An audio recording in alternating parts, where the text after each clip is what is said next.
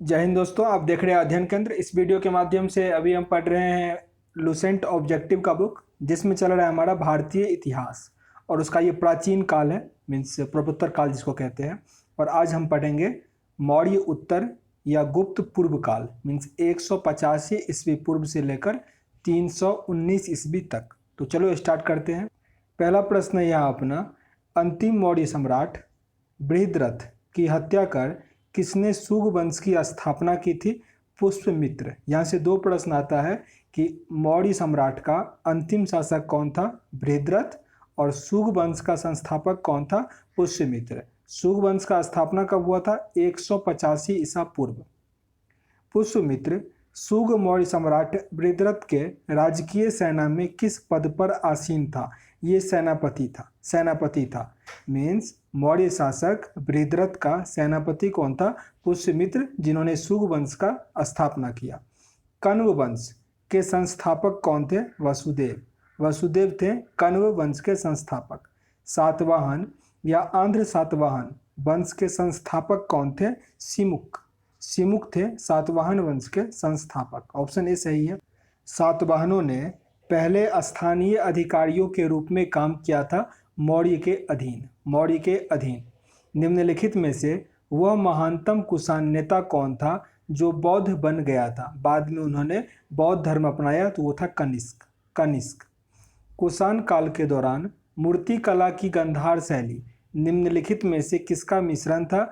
तो भारत और ग्रीक शैली का। कुषाण काल के दौरान ये जो गंधार शैली था, गंधार शैली क्या है? एक मूर्ति कला का शैली है जो कुषाण काल में देखने को मिलता था। ये भारत और ग्रीक शैली का मिश्रण है।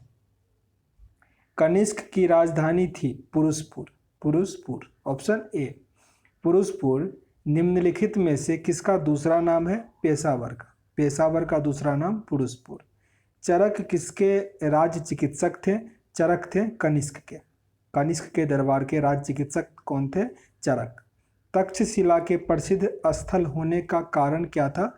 गंधार कला। भारत में सर्वप्रथम स्वर्ण मुद्राएं किसने चलाई? इंडो बैक्ट्रियन ने सबसे पहले स्वर्ण मुद्रा चलाया।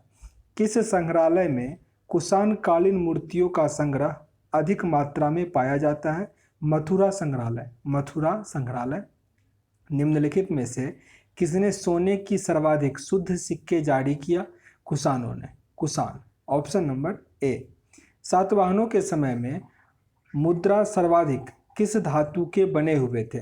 सीसा का। सातवाहन के समय में सबसे अधिक शीशे का ही मुद्रा देखने को मिलता था। निम्नलिखित में से कनिष्क के समकालीन कौन था? कनिष्क के समकालीन था नागार्जुन, अश्वघोष और वसुमित्र कनिष्क के समकालीन थे। किस वंश के शासकों ने ब्राह्मणों एवं बौद्ध भिक्षुओं को कर मुक्त भूमि या गौ मीन्स भूमिदान देने की प्रथा प्रारंभ की थी? ये किया गया था सातवाहन के टाइम में। सातवाहन। ऑप्शन नंबर ए यहाँ सही है। भारतीय रंगमंच में यवनिका मीन्स पर्दा का शुभारंभ किसने किया? यूनानियों। Option number C. भारतीयों के महान रेशम मार्ग सिल्क मार्ग जिसे कहते हैं सिल्क रूट किसने आरंभ किया था? ये किया था कनिष्क ने। अभी जो वर्तमान में सुनते होंगे चाइना का जो एक बेल्ट इनिशिएटिव चल रहा है, तो ये बहुत पहले कनिष्क के टाइम में सिल्क रोड ऐसा ही चला था, जो कि फेल्योर हो गया था। ठीक ना? तो क्या पता चाइना का चल पाता है या नहीं, देखते हैं क्या होता है। निम्नलिखित में से किसने बड़े पैमाने पर स्वर्ण मुद्राएं मीन्स सोने का मुहर चलाया था? यह था कुषाण शासकों ने। ऑप्शन है यहाँ पे सी। चरक और नागा अर्जुन किसके दरबार के शोभा थे? ये किसके दरबार में थे? कनिष्क के दरबार में। चरक और नागा अर्जुन कनिष्क के दरबार में थे। शक संवत का प्रारंभ किस सम्राट के शासन काल में 78 ईस्वी में हुआ था? शक संवत का प्रारंभ किस सम्राट के शासन काल में प्रारंभ हुआ था? कनिष्क के टाइम में। दो है, एक शक संवत होता है, एक होता है विक्रम संवत। और हम लोग जो जनवरी फरवरी ये देखते हैं, ये है ग्रीगेरियन कैलेंडर। और शक संवत में क्या होता है? आश्विन कार्तिक होता है। तक्षशिला विश्वविद्यालय कहाँ स्थित है? वर्तमान के पाकिस्तान में। प्राचीन काल में कलिंग के महान शासक कौन था? प्राचीन काल में कलिंग का महान शासक कौन था? शासक का नाम था Kharavela. Kharavela, option number C. Kushan काल में सबसे अधिक विकास किस क्षेत्र में हुआ था? वास्तुकला। वास्तुकला। सातवाहनों के आरंभिक दिनों में अपना शासन कहाँ शुरू किया था? सातवाहनों ने आरंभिक दिनों में अपना शासन कहाँ शुरू किया था? आंध्र में। आंध्र, ऑप्शन नंबर डी यहाँ सही है। सातवाहन राज्य की राजधानी कहाँ थी? प्रतिष्ठान, पैठण या प्रतिष्ठान। निम्नलिखित में से कौन सा अभिलेख कलिंग नरेश खारवेल से संबंधित है? इसमें से कौन सा अभिलेख कलिंग नरेश खारवेल से संबंधित है? यह हाथी गुफा। हाथी गुफा का संबंध खारवेल से है। किस सातवाहन नरेश ने गाथा सप्तशी नामक महत्वपूर्ण कृति की रचना की थी? हाल। हाल ने। सातवाहन शासकों की राजकीय भाषा क्या थी? सातवाहन शासकों की राजकीय भाषा प्राकृत। प्राकृत। निम्नलिखित राजवंशों का विचार करना है और उसको कालक्रम में असेंडिंग ऑर्डर में मेनली आपको सजाना है। तो पहले था सुग वंश, सुग, फिर सातवाहन, गुप्त और चोल। पहले सुग, सातवाहन, गुप्त और चोल। ऑप्शन नंबर डी यहाँ सही है। मौर्य साम्राज्य के ध्वंस के पश्चात कई आक्रमणों की श्रृंखला रही है। भारत पर सबसे पहला आक्रमण किसने किया? सबसे पहला आक्रमण किसने किया? बैक्ट्रियन ने, यानी ग्रीक ने। ग्रीक ने पहला आक्रमण किया। यहाँ पे शासक और उपाधि दिया गया है कि शासक को कौन सी उपाधि से सम्मानित किया गया था? तो अशोक को कहा गया था प्रियदर्शी। अशोक को क्या कहा गया था? प्रियदर्शी। कनिष्क को देवपुत्र, कनिष्क को देवपुत्र। खारवेल ये कलिंग के राजा थे, कलिंग चक्रवर्ती इनको कहा जाता था। और कुमारगुप्त को महेंद्रत्य कहा जाता था, महेंद्रद्वितीय। सारे बहुत इंपॉर्टेंट है, फिर से एक बार रिपीट कर लेते हैं। कुमारगुप्त को महेंद्रद्वितीय, खारवेल तो कलिंग के राजा का नाम था, कलिंग चक्रवर्ती। कनिष्क का बहुत इंपॉर्टेंट है, देवपुत्र। और अशोक का प्रियदर्शी, अशोक का प्रियदर्शी। विक्रम संवत कब प्रारंभ हुआ? अभी पढ़े थे 72 ईस्वी पूर्व। कब प्रारंभ हुआ था विक्रम संवत? 72 ईस्वी पूर्व। सॉरी, वो शक संवत था 72 ईस्वी पूर्व। ये विक्रम संवत है 58 ईस्वी पूर्व। विक्रम संवत 58 ईस्वी पूर्व। इस प्रश्न को फिर से रिपीट कर लेते हैं। विक्रम संवत का प्रारंभ कब हुआ? 58 ईस्वी पूर्व। और शक संवत क्या था? 78 ईस्वी पूर्व था। ठीक है, यहाँ सूची 1 और सूची 2 दिया गया है। सवलसर दिया गया और किस समय की गणना है यह आपको ये सुमेलित करना है।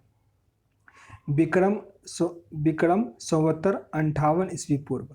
विक्रम संवत 58 ईस्वी पूर्व। शक संवत 78 ईस्वी। शक संवत 78 ईस्वी। गुप्त संवत 320। गुप्त संवत 320। और कली संवत 3102 ईस्वी पूर्व। 3102 ईस्वी पूर्व। इसको फिर से रिपीट कर लो क्योंकि पीछे कुछ कन्फ्यूजन हुआ। तो विक्रम संवत 58 ईस्वी पूर्व। विक्रम संवत 58 ईस्वी पूर्व। शक संवत 78 ईस्वी। शक संवत 78 ईस्वी। गुप्त संवत 320 ईस्वी। और कली संवत 3102 ईस्वी पूर्व। मौर्यों के बाद दक्षिण भारत में सबसे प्रभावशाली राज्य कौन था? सबसे प्रभावशाली राज्य कौन था? सातवाहन। मौर्य के बाद दक्षिण भारत में सबसे प्रभावशाली राज्य कौन था? सातवाहन। बुद्ध की खड़ी प्रतिमा निम्नलिखित में से किस काल में बनाया गया? कुषाण काल में। कुषाण काल में। सुग वंश के बाद किस वंश ने भारत पर राज किया? भारत पर राज किया कण्व वंश ने। सुग वंश के बाद कण्व वंश ने राज किया। किस चीनी जनरल ने कनिष्क को हराया था? किस चीनी जनरल ने कनिष्क को हराया? पेन चाओ ने। पेन चाओ, ऑप्शन नंबर ए। उत्तरी तथा उत्तरी पश्चिमी भारत में सर्वाधिक संख्या में तांबे के सिक्के को जारी किसके द्वारा किया गया? कुषाणों के द्वारा। कुषाणों के द्वारा। कथन ए और कारण दिया गया है। कुषाण फारस की खाड़ी और लाल सागर से होकर व्यापार करते थे, तो ये सही है। इसकी सुगठित सेना उच्च कोटि की थी, तो ऐसा नहीं है, केवल एक सही है और आर क्या है? गलत है। ऑप्शन नंबर सी यहाँ सही है। जो कला शैली भारतीय और ग्रीक शैली का सम्मिश्रण है, अभी पढ़े थे, वो क्या था? गंधार शैली। मूर्ति कला का शैली है गंधार शैली, जो कि ग्रीक और भारतीय शैली का मिश्रण है। कनिष्क बौद्ध धर्म में किस शाखा के अनुयायी था जिसका प्रसार उसके मध्य एशिया व सुदूर पूर्व में हुआ? ये था महायान। महायान। कनिष्क के शासनकाल की सर्वाधिक महत्वपूर्ण घटना कौन सी थी? कनिष्क के शासनकाल की सर्वाधिक महत्वपूर्ण घटना कौन सी थी? चतुर्थ बौद्ध संगति। चतुर्थ बौद्ध संगति।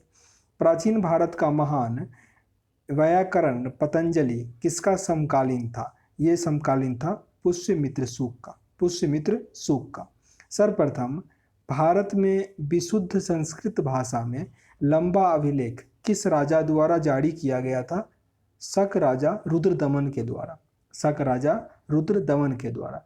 किस राजा के शासनकाल में ईसाई धर्म प्रचारक सेंट थॉमस भारत आया था? सेंट थॉमस भारत आया था फिरिंडोस गोंडोस फिरिंडोस के टाइम में।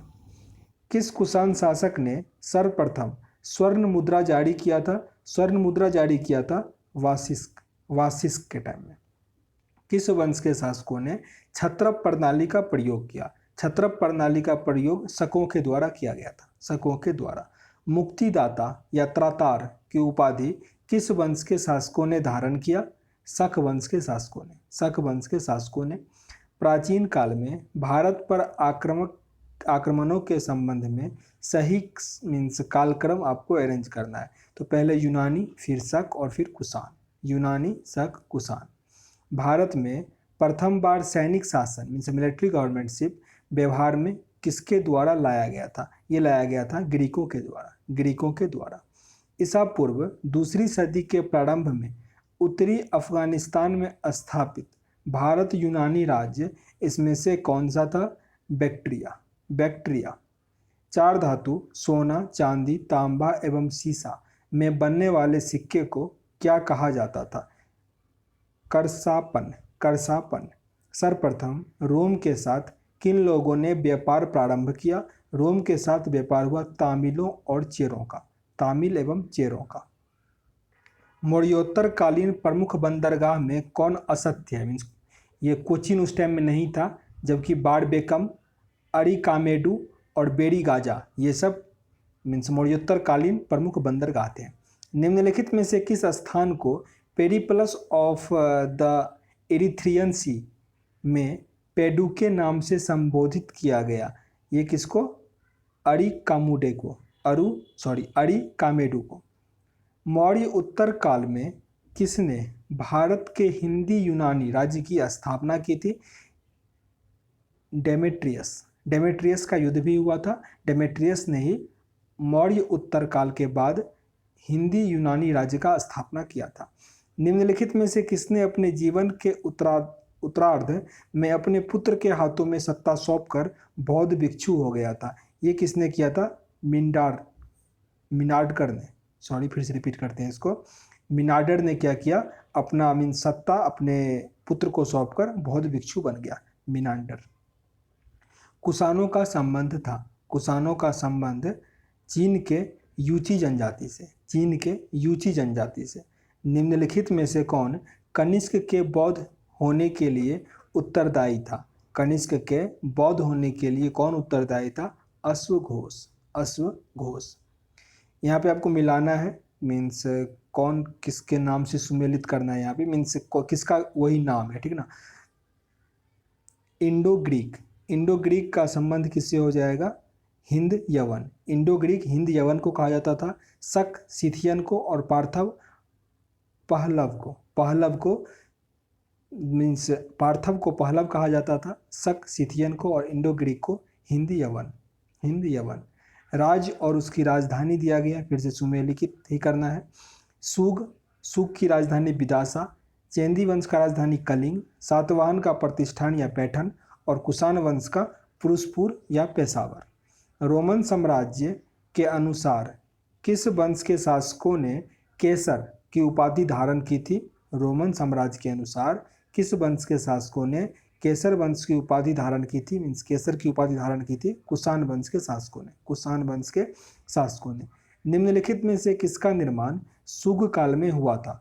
तो भरूच का स्तूप, भाजा का स्तूप, सांची स्तूप की वेदिका और तोरण द्वार, ये सब सुग काल में ही हुआ था। तो आंसर यहाँ पे डी है, उपरोक्त सभी सही है।